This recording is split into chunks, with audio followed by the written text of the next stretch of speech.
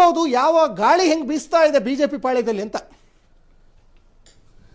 ಯಾವುದೇ ಒಂದು ರಾಷ್ಟ್ರೀಯ ಪಕ್ಷ ಎಸ್ ರಾಜ್ಯಾಧ್ಯಕ್ಷರನ್ನ ನೇಮಿಸಿರೋದು ಕೂಡ ಎಲ್ಲರ ಸಹಮತದಿಂದ ಹಿರಿಯ ನಾಯಕರು ಪಕ್ಷವನ್ನ ರಾಜ್ಯದಲ್ಲಿ ಕಟ್ಟಿದ್ದಾರೆ.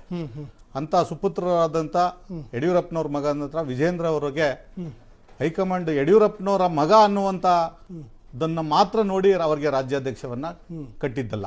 ಕರೆಕ್ಟ್. ಅದಕ್ಕೆ ಮೊದಲೇ ವಿಜೇಂದ್ರ ಅವರು ವರುಣಾದಲ್ಲಿ ಅವರ ಶಕ್ತಿಯನ್ನ ಪ್ರದರ್ಶನ ಮಾಡಿದ್ರು. ಓಕೆ.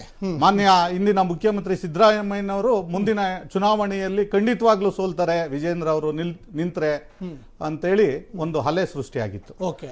ಆ ನಿಟ್ಟಿನಲ್ಲಿ ವಿಜೇಂದ್ರ ಅವರಿಗೆ ಒಂದು ಇಡೀ ರಾಜ್ಯಾದ್ಯಂತ ಯುವಕರು ಅವರ ನಾಯಕತ್ವವನ್ನ ಯಡಿಯೂರಪ್ಪನವರು ಮುಖ್ಯಮಂತ್ರಿ ಆಗಿದ್ದಾಗಲೇ ಒಪ್ಕೊಂಡಿದ್ರು.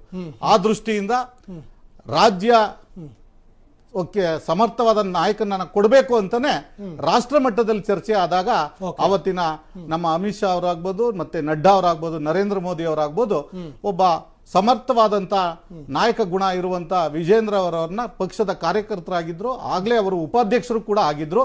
ಆ ಒಂದು ನಿಟ್ಟಿನಲ್ಲಿ ಅವರನ್ನ ಮುಂದಿನ ರಾಜ್ಯಾಧ್ಯಕ್ಷರನ್ನಾಗಿ ನೇಮಿಸಿದ್ರು.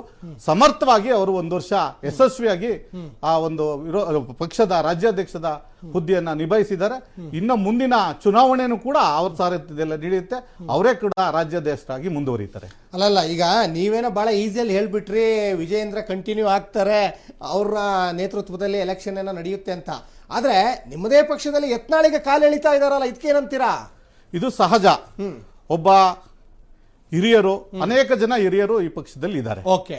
ಒಬ್ಬ ಯುವಕನಿಗೆ ಪಕ್ಷದ ಅಧ್ಯಕ್ಷ ಸ್ಥಾನ ಕೊಟ್ಟಾಗ ನಮ್ಮ ಕಲ್ಯಾಣ ಭಾಗ ಕರ್ನಾಟಕ ಆಗ್ಬೋದು, ಮತ್ತೆ ಹೈದರಾಬಾದ್ ಕರ್ನಾಟಕ ಆಗ್ಬೋದು, ಇವೆಲ್ಲವನ್ನ ದೃಷ್ಟಿಯಲ್ಲಿ ಇಟ್ಕೊಂಡು ನೋಡಿದಾಗ ಒಂದು ಅಸಮಾಧಾನ ಅಂತೂ ಈಗಾಗಲೇ ಅದೇನು ನಾನೇನು ಮುಚ್ಚಿಟ್ಕುವಂಥದ್ದಲ್ಲ, ಈಗ ಬಂದಿದೆ. ಅದನ್ನು ಕೂಡ ಸಮನ ಮಾಡುವಂಥದ್ರಲ್ಲಿ ನಮ್ಮ ನಾಯಕರು ಎಲ್ಲರೂ ಸೇರಿ ಯಶಸ್ವಿ ಆಗ್ತಾರೆ.